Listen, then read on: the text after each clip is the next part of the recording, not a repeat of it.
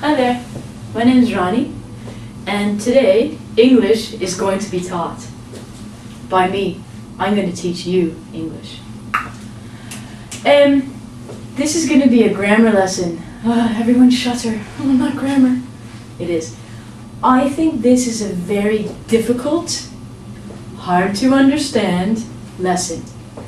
I don't want to teach. I give up. I'll try. Okay. Today we're going to learn about passive. The opposite of passive is active.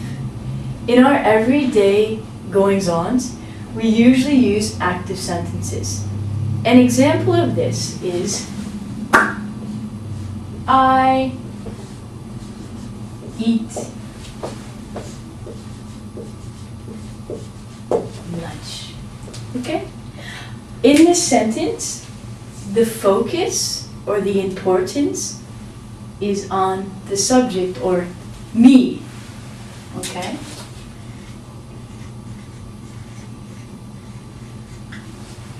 So I want to make it very clear that it was me who did the action.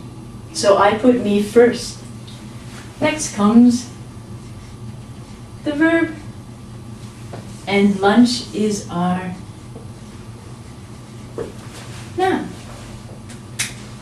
When we want to have a passive sentence, we don't want to tell who did the action.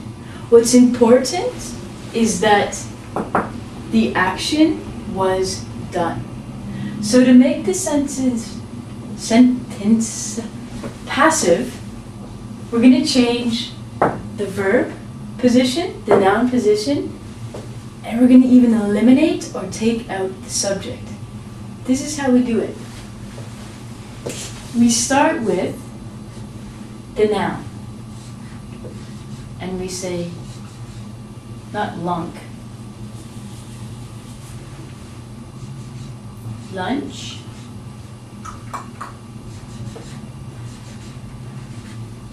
was eaten. In this sentence, we don't know and we don't care who ate the lunch. What is important is that it was eaten. To form a passive sentence, we take the noun plus to be verb, and we use the P. P or the past participle. The past participle is the third tense of the verb. For example, eat, ate, eaten. The way that I like to remember this,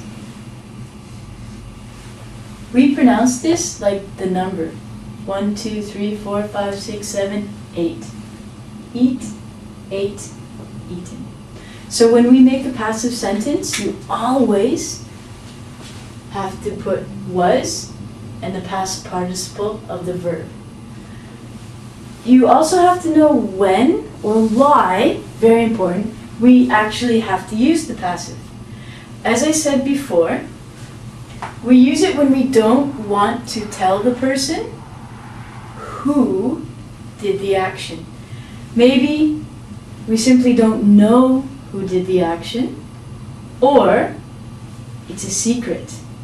For example, when I was a child, my brother and I were given cookies, okay? And we would both eat all of the cookies. My brother, he would eat the last cookie. So my mother would say, "Who ate all the cookies?" My brother would say, "I don't know." And I would say, "It was him. He ate the cookies." Now, if he was smart, he could answer in the passive. And he could say, "Cookies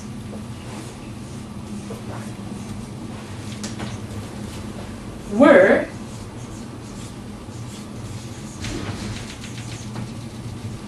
eaten." All right?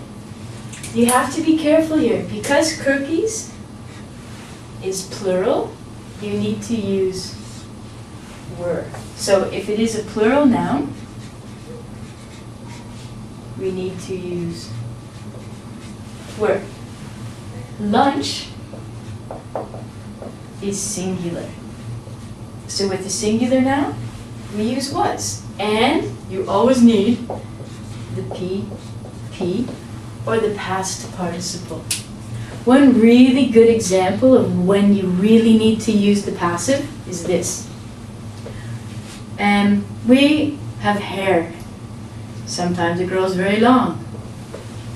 We need to go to a place to have our hair cut.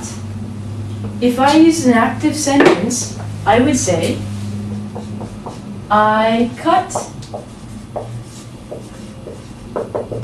my hair.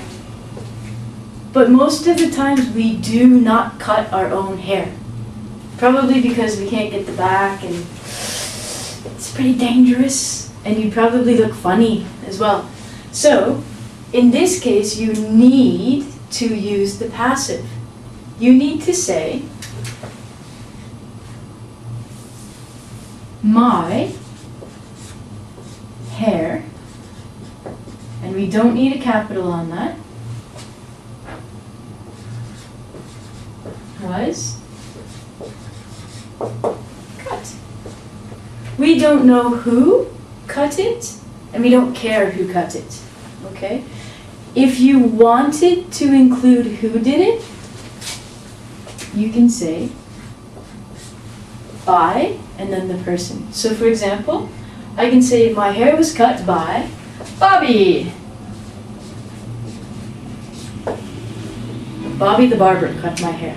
It's active, but you can say my hair was cut. Cut is going to be a very nice verb because it doesn't change. In every part of the verb, it stays the same. Cut, cut, cut. Easy. So remember, the next time you go and get your hair done, and you tell your friends, I cut my hair, they're going to say, wow, you did a good job. And then you're going to go, oh, no, I didn't cut my hair. My hair was cut. All right?